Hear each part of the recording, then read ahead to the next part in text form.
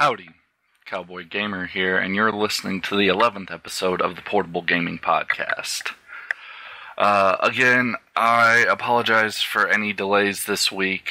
I have, multiple other things I do besides this. I have one job and another location that I do a lot of work at, so pretty much I pull 50, 60 hours a week. So in some weeks, the stuff needs to get done, and my free time needs to be filled up with doing other work.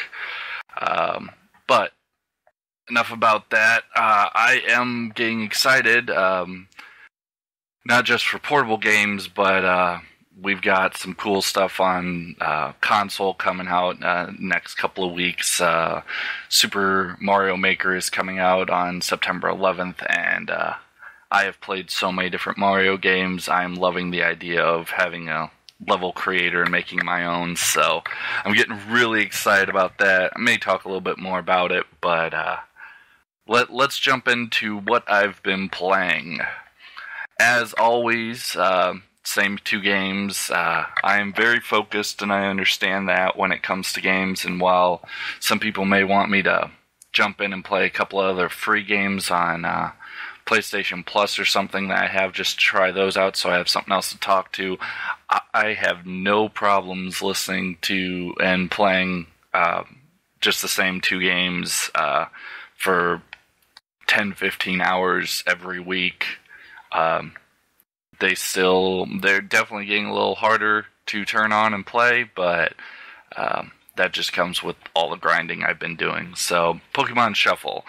I'm up to the 124 hours. I have my last competition. I got a Mega Stone for another Pokemon I had, so that's pretty cool. I have gotten the top. I got, I think, 6,000, top 6,000, out of a little over 100,000 competitors, so I'm happy about that. I'm not in the top 5 like I'd like to be. That usually gets a couple extra cool gifts for the competition, but I'm still happy. This week, though, there isn't any competition. There is just kind of the standard stuff. There's a Pokemon that levels up, gets stronger, and I already caught him pretty early on, so don't know if I'm going to keep playing him, but I'm also just working on all my dark Pokemon right now, because first off, I still haven't caught Mewtwo. Mewtwo is very difficult, and dark works pretty well against him, so I'd like to try that.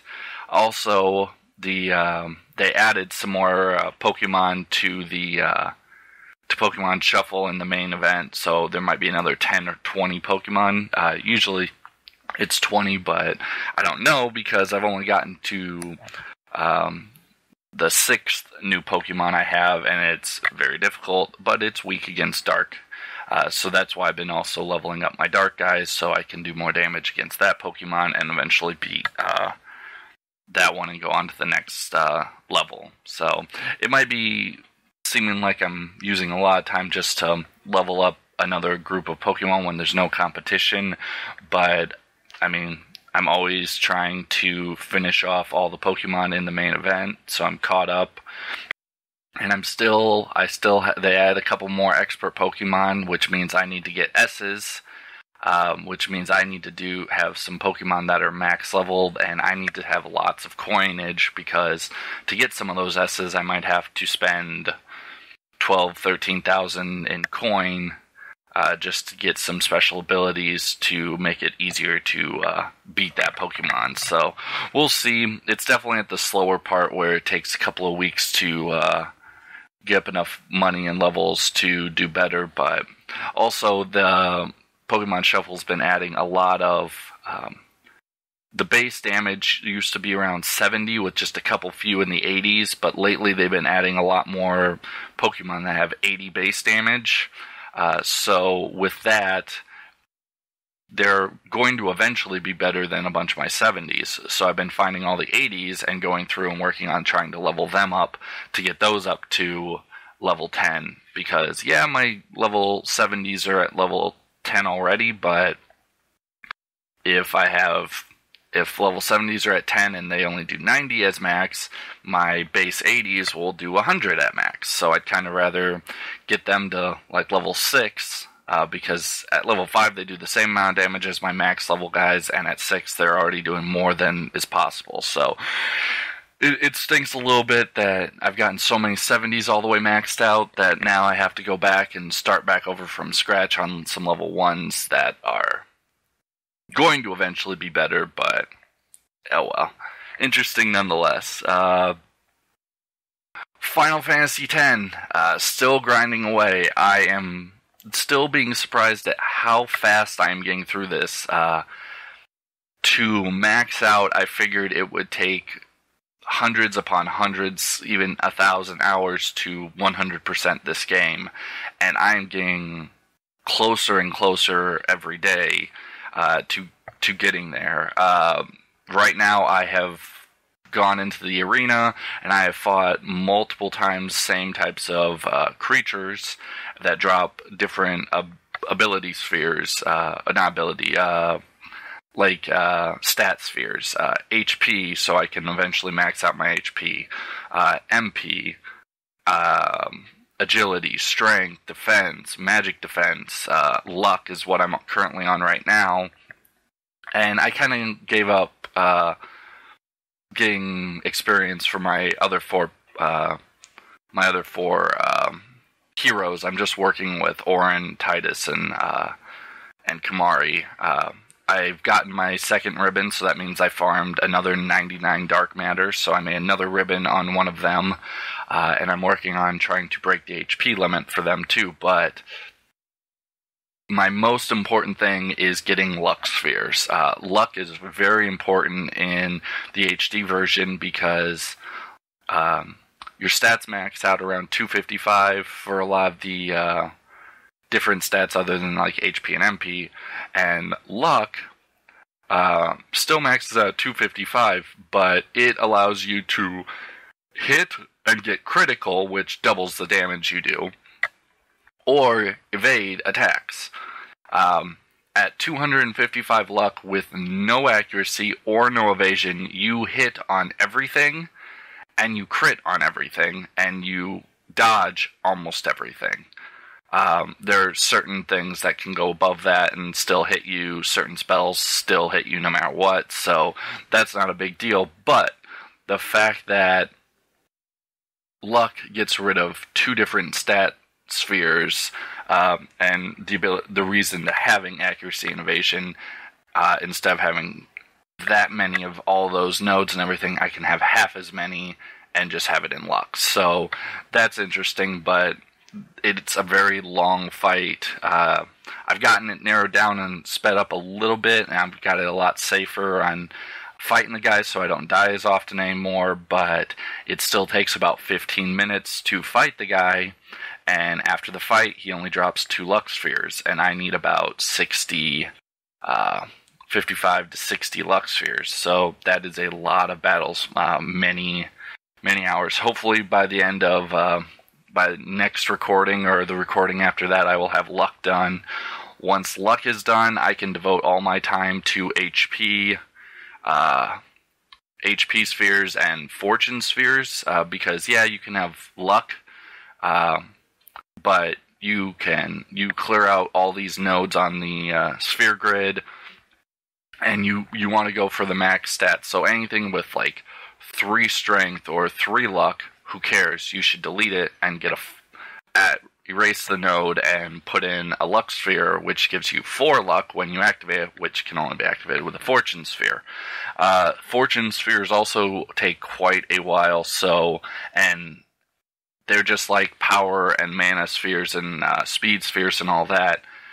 You have to farm them to activate nodes. So I'm going to need a lot, probably 300-400 fortune spheres, and you can only hold 99, so I'm going to have to farm them for quite a while. So I'm kind of just waiting on maxing out all my stats until I have all the spheres I need to start and do it for like 2 different people, maybe Titus and Kamari or something. But I'm getting closer.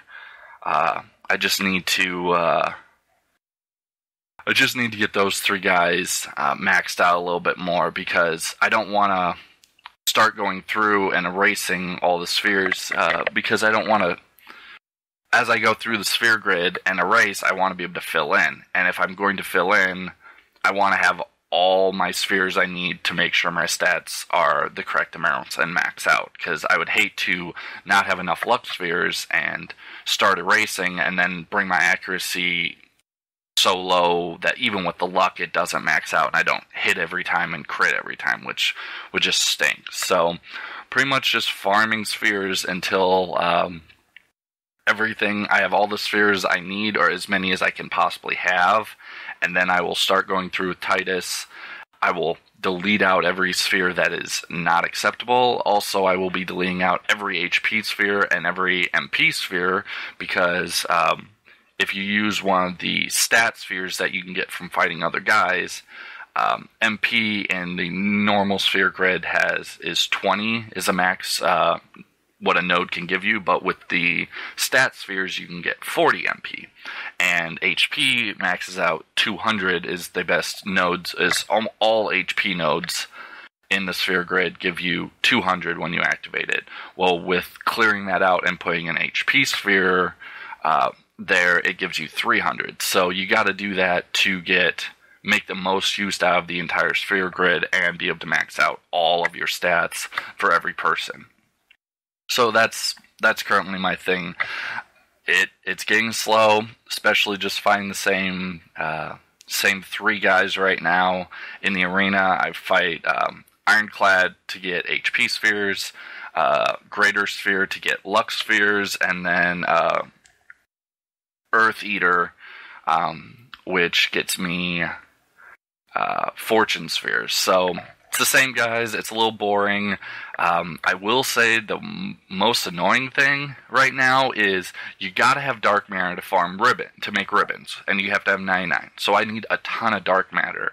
However, when I'm playing these other guys, on occasion, it pops, and instead of giving me like luck spheres or fortune spheres or HP or anything, it gives me 2 dark matter. And I'm like, yay, I get 2 more dark matter. But right now, I'd rather be getting the actual spheres I'm trying for. So, just a little problematic there. It stinks when you use 15 minutes, and instead of getting the luck spheres you think you get dark matter. Because if I want dark matter, I'll just go fight a couple of guys and farm dark matter the whole time. But still working on making my best armor too, but it's kind of put on hold until I get all these spheres taken care of. I found that break HP limit isn't super useful anymore, because some guys do damage based on how much HP you have, and if you have 6,000 HP, and they always bring you down to like 10% of your HP, your max HP, then you have to cure yourself and waste all your turns healing yourself back up to max HP. When your max HP is just 10,000, it's a lot easier with 1 Kiraga to max your HP out that you possibly could have. So we'll see. My best armor, I'm pretty sure is still going to be Ribbon, Auto Phoenix, Break HP Limit. My 4th slot, I'm not positive on if it is going to be Auto Haste. I do like Auto Haste on Titus. It makes I like being able to just have more attacks, more turns with him. But I'm wondering what will happen with when I max out my agility, if Auto Haste and max agility are really the same thing, and if it won't do anything I will get as many turns as I possibly could. So if Auto Haste doesn't do anything, then maybe I want to put on like Auto Protect or Auto Potion, stuff like that. So we'll see. Just some stuff I'm still working on. Hopefully closer to Christmas, I will be finishing off this entire game. I do understand that once September 11th happens and Super Mario Maker comes out in the next 3 weeks, I'm going to be spending some time on that, so I will be playing a little less handhelds, which stinks a little bit, I know, but there are other games I play besides just these two. It's just these are the two I play on handheld, so oh well. Let's switch to the gaming news. I was kind of sad that while I was prepping for this, I didn't think there was a ton of newsworthy stuff, but luckily Friday held some cool things, so I'm glad I waited. I mean, this would have shown up on next recording, but now I get to release a recording like a day after most everyone else's, so I'm not super disappointed with that. Nintendo, someone caught a Nintendo patent, and it is a console that has no disk drive, which is a little unusual, because, I mean, most video games are made on a disc, and that's how people buy hard copies of games, and that's what they do. They put it into the player, play the game on the disc, and go from there. However, digital has been getting a lot larger lately, so does this mean that Nintendo is going completely digital, let's say like Steam is on PC, or could this actually be just a patent for another Wii U, a future iteration of the Wii U, just without no disk drive, a lot cheaper version of a Wii U with a gamepad that's just like, okay, here's your Wii U, you can't put discs in, but you can download, it's got a bigger hard drive, you can just download all the games you want, and that's how you're going to do it. So, who knows, it'd be cool if this was the NX, but I mean, there's no guarantees that this is actually the NX console and the patent for the NX console. But Nintendo Steam is a great program for PC. It sets to a server, it controls all your game data, you buy games on that, and you download them. You can get a brand new PC, log into your Steam account, and all your games are still there. So it's a great idea. Going completely digital, though, I mean, people still love hard copies of games. So what does this mean? If this is the NX and Nintendo has decided to go completely digital, are they going to have the hard drive to back it up? Is the first major thing. Or are they going to have not a super huge hard drive that, like with a cloud device that you can play games through streaming, or can you just download the game and let's say you can hold like 20 games of larger capacity, and once you fill up on that, you just delete the games from your hard drive, but they're still in the cloud knowing that you can download this game at any time. Is that a possibility? Now, this also is a little rough because internet is not amazing everywhere in the world. Of course, in Japan, internet is super awesome. Wi-Fi everywhere, free, whatever.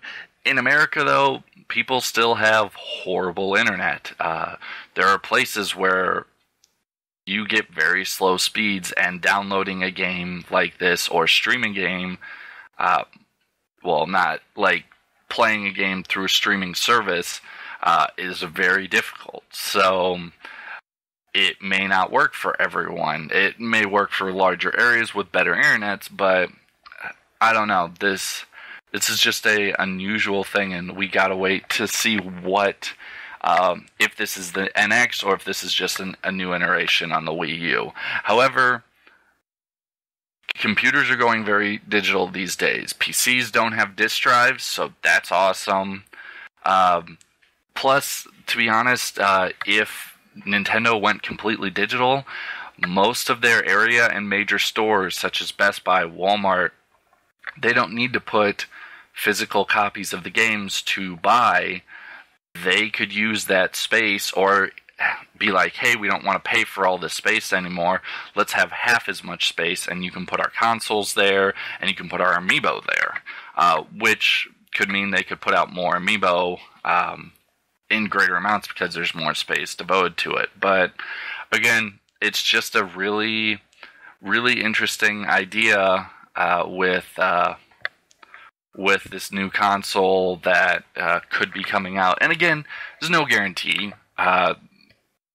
There's no guarantee that this could actually become a thing. It's just a patent that Nintendo is filing, so when they want to have this, they can be like, nope, these are our rights, and this is our technology and our ideas. So, on the Amiibo side of things, there is now a device that is called Amiibo, if I got that right, which is a new Android device which will allow Amiibo owners to back up their Amiibo data. This allows a single Amiibo to be used across multiple games, and it works with just an Android app. The device comes preloaded with 10 different figurines and has the capacity to store up to 200 figures worth of data. This is great for copying all of your Smash data. All the games actually have you learn data on your Amiibo. However, it sounds like you could just use a blank Amiibo NFC and just be like, oh, no, I'm going to load this Pokemon. So you don't have to buy all these Pokemon. You could just transfer data of other people's Pokemon and save it. Or you could just be like, hey, I want to get, you have all the Pokemon you've loaded onto your Amiibo. Can I get the data for it? And now I have access to every single Amiibo out there, even though I haven't paid all the money to get them all. So, little negative. We will see if Nintendo does anything and says, hey, we don't like this. But, I mean, they could be pretty safe behind a lot of different laws that Nintendo probably couldn't go after them. We'll just see what the future has for that. The 2DS got a price drop down to $99. Yes, Nintendo's trying to sell more devices, but the 2DS is just not one this isn't going to change much. Everyone kind of would rather have the 3DS rather than the 2DS. The 2DS makes up like 4% of all sales of this family, and dropping this price, yeah, it makes newsworthy, but how many kids are going to run out and buy a 2DS to play all of these awesome games? Really? Maybe their parents finally decide to cave and be like, we got $150, you can buy a 2DS and one game, rather than we're not going to pay the extra $100 to upgrade and get a 3DS. So, interesting, not super amazing. I'd rather see price drops on Wii U and 3DS, but they did just release the new 3DS, so they really can't drop the price on that yet. On to games that are announced or get release dates or delayed. We have The Legend of Legacy is coming out on October 13th. Rhoda the Sky Soldier got delayed to November 10th. Hatsune Miku Project Miri DX is now live on the eShop, just kind of a surprise game. Picross 3D 2 is coming out in Japan on October 1st. Saran Kagura 2 got a North American release date of November 6th. And again, this isn't a portable game, but it is super on my radar right now. But Super Mario Maker, September 11th, with tons of fun stuff for me to do, making levels, playing just tons of 2D Mario levels made by hundreds of people, downloading them. I mean, I'm working on trying to figure out a party for this game that I can just invite a bunch of my friends over and be like, you can't create any levels, but let's download 50, even with the 100, the Nintendo World Championship levels, the preloaded levels. I mean, there's going to be a ton of levels to this game that are going to be fun and worth beating, as well as thousands of other levels out there in the world that you can play. So this is going to be interesting. I'm not a super big supporter in this idea that it takes 9 days to unlock all the level creations. I like the idea that they just slowly involve you and they don't give you everything all at once, so that you can make a level with just some basics, then the next day you can put some more basics in there, but it takes 9 days. I'd rather have everything. It gets people coming back to the game, and it forces people to turn the game on multiple days. But, I mean, there's so many ways around that at the moment that you can just change the game timer, and then, it's the next day, and then just do it, and it's like 9 days later, but it's really just like a couple hours of doing that. So we'll see. It's still a game I may actually start talking a little bit more after its release.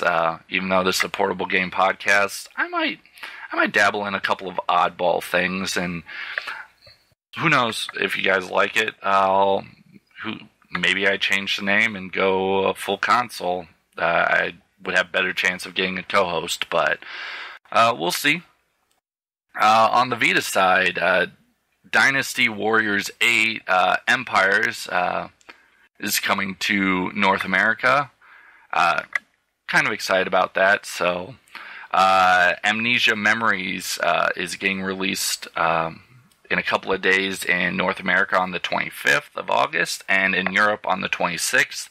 There's also going to be a mobile port around the same time too, so I highly doubt it's going to be that great on mobile, but people are still trying to push those mobile games. Dead or Alive Extreme 3 got announced, as well as Summon Night 6 Lost Borders was announced. And finally, Airship Q is going to be released in Japan on November 19th. Now that's enough for the two majors. However, I add another little segment here, and I wanted to talk about, just for a moment, on the Steam machine called Smock Zero, which is a portable Steam machine, and it's handheld. Now, a lot of you have been asking me to talk about tons of other mobile devices, other random handhelds and different things like that. With how amazing Steam is, and all of the stuff available on Steam, I'd like to see what this does in the future. Yeah, the big two companies are out there. You have Sony, you have Nintendo. Microsoft's really not going to jump into a handheld market right now. But Steam is getting bigger and bigger, and people still love it. And the fact that they're making a handheld is kind of interesting. So I had to talk on it just a little bit. And it's a bigger name than some of these others, the Shield and all that.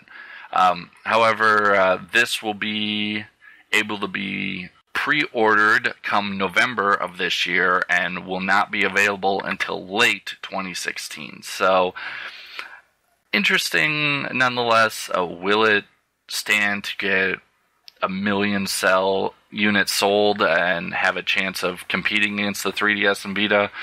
Time will tell. We will see how big the Steam has become by then, and we'll see if people want another iteration of a handheld or if they just want to go to their mobile phone. New games coming out. And since it's a little late, they're kind of almost 2 weeks worth of games, but I've shrunk it down a little bit. So, not the bigger stuff, but just the stuff that matters to some people. New games that are out on August 13th. Wind Up Night 2 and Pandora's Tower came out. We also have LBX, Little Battle Experience, and 3D Gunstar Heroes are currently out now. Not super excited on some of these games. Nintendo's still just... They've had a lot of lulls, especially with Wata's passing. Things have just kind of... There's not as much stuff on their YouTube channel. We're not getting the Nintendo Directs. Everything's just kind of going about daily, but we're kind of just waiting to see what new and awesome things are coming down the pipeline. However, as I mentioned before, Hatsune Miku Project Miri DX will be coming out. Actually, I didn't announce it, but it is coming out on September 8th. For the Vita, new games that are out, we have Tales from the Borderlands Episode 4, which is still getting, not raved, but just people are saying this is just not a good episode. Telltale's dreaded Episode 4 failures, but not something I'm going to pick up, but oh well. Another game, and the fact that games are still coming out in such large amounts on the Vita compared to the 3DS, I'm still happy about it. The Quiet Collection, Dungeon Travelers 2, The Royal Library, and The Monster Seal. That's a mouthful. That's out. Curses and Chaos, Resident Evil Revelations 2, The Bridge, and Stop Thief all have come out. On the stuff coming out in the next couple of days, we have One Piece Pirate Warriors 3, Back to Bed, Nova 11, A Cosmic Voyage, and Amnesia Memories. I'm still debating on Back to Bed right now. I know it's an indie game. It had some interesting art style and interesting ideas. I'm really worried right now that with money situations, that if I'm going to get one or two games more at the end of the year, I kind of just want to gear it towards the Wii U right now. And that's not saying I don't love my handhelds. I still just play them more than my consoles, but Super Mario Maker is still just has the potential to be a super amazing game, and I got to get into that. A game that for a lower price can just give me tons more hours of playtime. I have to go with more for my dollar, unfortunately. So if it comes down to it, the two games I think I'm going to get the most time out of are going to be Super Mario Maker and Xenoblade X, which comes out this Christmas. That's going to be where I spend most of my Wii U console my console days is probably with just those two games. I'll still be doing tons of portable. I still have my PSN or my PlayStation Plus subscription, so I'll still get tons of free games for my Vita. And I've got still a backlog of 3DS and DS games that I can dig out. So eventually, I'm going to get into those. But Pokemon Shuffle, they still got tons of Pokemon.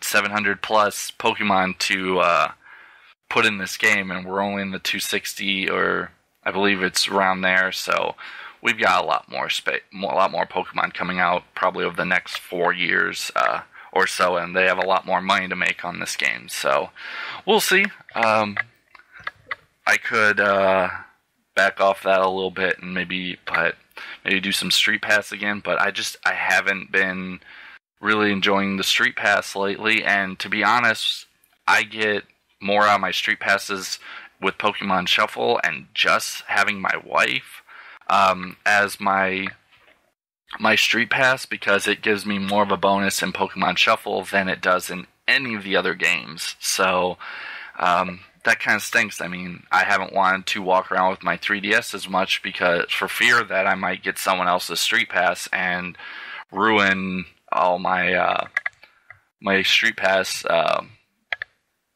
information with just Cowgirl Gamers. So we'll see. It's been an interesting week. Hopefully it doesn't take as long, but I'll probably do kind of also a later episode next week, just to kind of maybe do 2 episodes in 3 weeks instead of 1 episode a week. just so I don't work on an episode for like Tuesday or Wednesday of next week. There just isn't enough time to get some more news out. So we'll see. I'm still working on another fun episode coming up and a giveaway. So we will see on that, and I will catch you guys next time.